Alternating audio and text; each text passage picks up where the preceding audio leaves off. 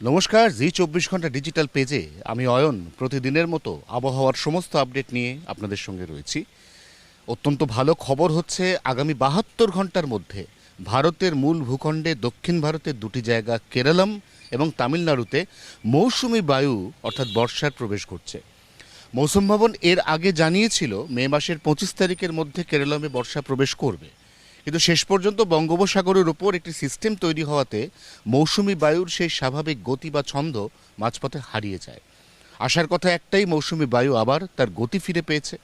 কেরলম এবং তামিলনাড়ুতে যদি 72 ঘন্টার মধ্যে বর্ষা ঢোকে, তাহলে এখান থেকে গুনে গুনে ঠিক আর 18 থেকে 20 দিনের মাথায় দক্ষিণবঙ্গে বর্ষা প্রবেশের অত্যন্ত অনুকূল সম্ভাবনা তৈরি হয়েছে। তার আগে দক্ষিণবঙ্গে অত্যন্ত গরম এবং কষ্টদায়ক আবহাওয়ার পূর্বাভাস রয়েছে।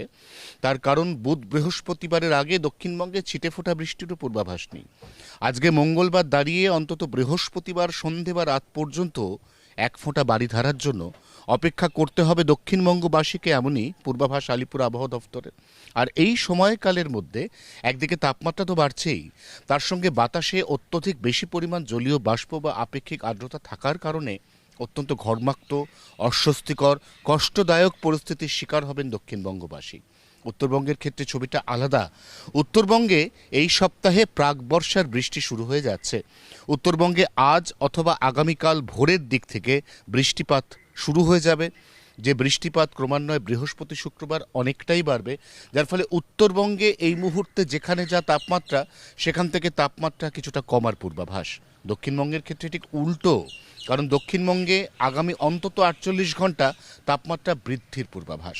অতএব এই মুহূর্তে প্রত্যেকে এই উত্তর এবং দক্ষিণবঙ্গের তারতম্যের মধ্যে যে স্বস্তি খোঁজার চেষ্টা করছেন, সেটা হচ্ছে মৌসুমি বায়ু বা বর্ষার স্বস্তি।